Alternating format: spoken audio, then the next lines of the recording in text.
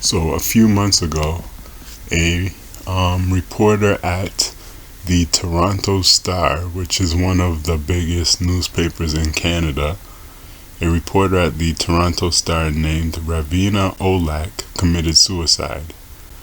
Now, she was 42 years old, and the reason she committed suicide was apparently over a relationship that she was having with, or an affair that she was having with one of her co-workers who was an editor at the newspaper.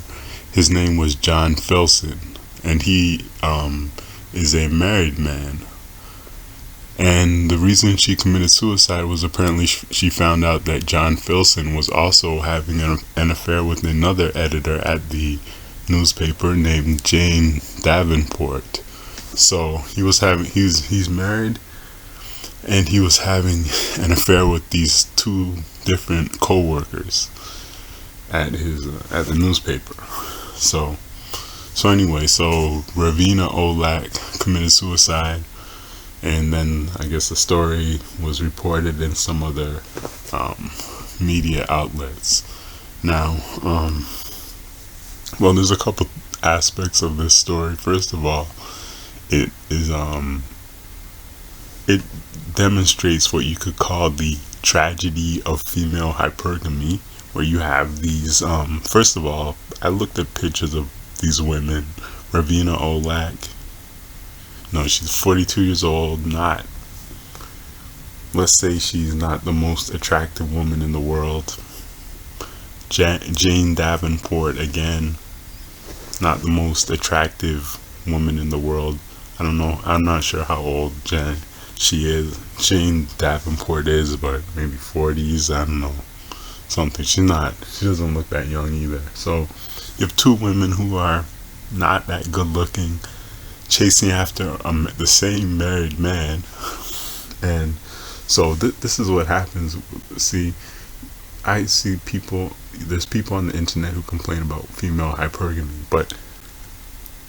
and people say that women all have sex with the same men, and that's true. That is definitely true to a certain extent, because just in real life, anecdotally, you will see some guys who never get laid. Then you see other guys who have 20 girlfriends all the time. I'm sure everybody knows people like that. They know a guy who never has girls, and then another guy who has 30 different girlfriends all the time. So, but the whole hypergamy thing, I think, when women are less attractive and they're still their standards, and they're still chasing after these men who are taken and all this stuff. It's kind of sad, to be honest. It's kind of sad for them, because you have this woman committing suicide, and I guarantee you, these women, these two women, they're chasing after a married man. They probably could get, I'm sure they could have gotten a single man, but they're just not very attractive. They're kind of older, not very good looking, and if they were if they wanted a man to themselves, they would have to lower their standards, right? And so I'm sure these women didn't want to lower their standards.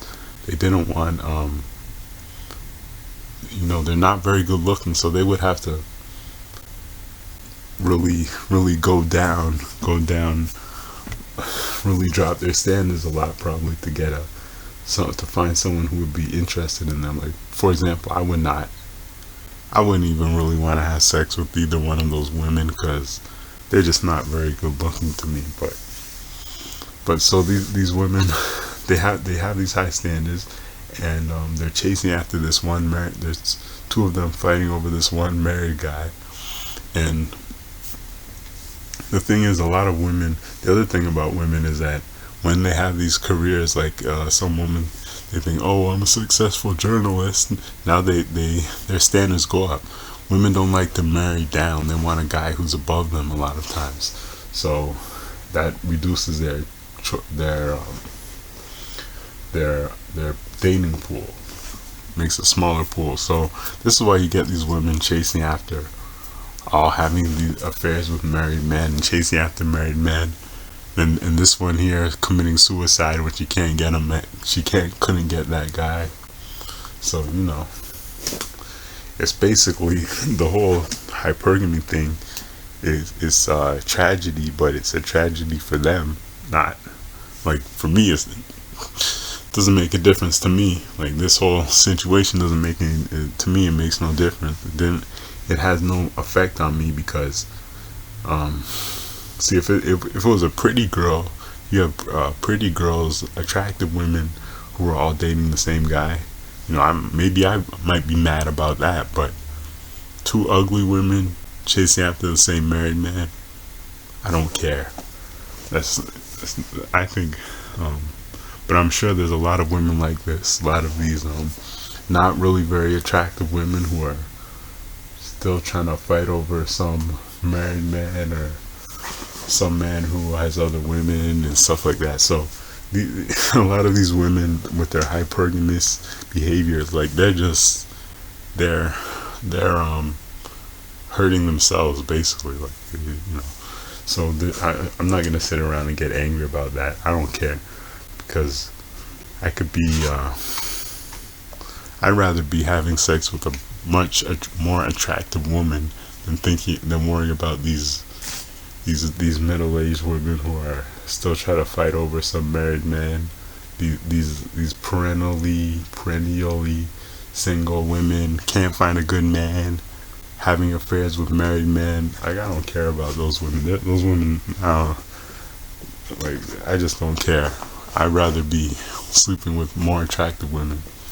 So to me, this hypergamy stuff is they're only hurting themselves. It doesn't affect me. It doesn't have any effect on my life. I mean, I'd rather be having sex with an attractive young woman than worrying about these foolish women. And the other issue is the whole hypocrisy of some of these so-called liberal news outlets, these news outlets, media outlets that promote feminism and blah blah blah, all this feminist stuff speak that they use, all that lingo they use in the universities and all this stuff, patriarchy and heteronormative and blah blah blah. There's a whole type of language that they use, all these words they use, where they just use these cliche words, and you have these women parroting all that stuff, and it doesn't mean anything. It means nothing. Their mouths move, but they're not conveying any useful information. They're just parroting these catchphrases: patriarchy, heteronormative, what else? Heteronormative, patriarchy, toxic masculinity. They use all these words that don't mean anything. Cisgender, like there's all this not foolishness that they talk about, but in actuality, you have all these affairs going on, and you have people like Jian Ghomeshi at CBC. That's another outlet, another news outlet that's supposed to be all politically correct and blah blah blah, but then they have a Jian Ghomeshi who's allegedly recreationally beating women. He's allegedly a recreational woman beater, and then you have these middle class Canadian feminist, educated, strong, independent women who get beaten by Jian Ghomeshi. They say Jian Ghomeshi hit them, and then they come back for more. They're sending him love letters and love emails, emails of themselves, suggestive emails of themselves, and phoning him and dating him again. See, if somebody punches me in the face, if a man punches me in the head, I'm not going to send him a sexy email. I'm not going to meet him again. if I meet him again, I mean, you know what? I'm not gonna meet him again, because if I have to meet, if a man physically attacks me and I have to meet him again, then I might end up getting arrested for some type of assault. So I'm not gonna go back around that person, so I can avoid imprisonment. So whereas these women claim they got beat up by Jian Ghomeshi, then they go back for more. But Jian Ghomeshi was another one of another one of those people who talked all that feminist crap. Blah blah blah. You know, he's one of those metrosexual, effeminate type men. But then you hear about that he's doing all these other things behind the scene, beating women up for fun and breaking their ribs and all this stuff.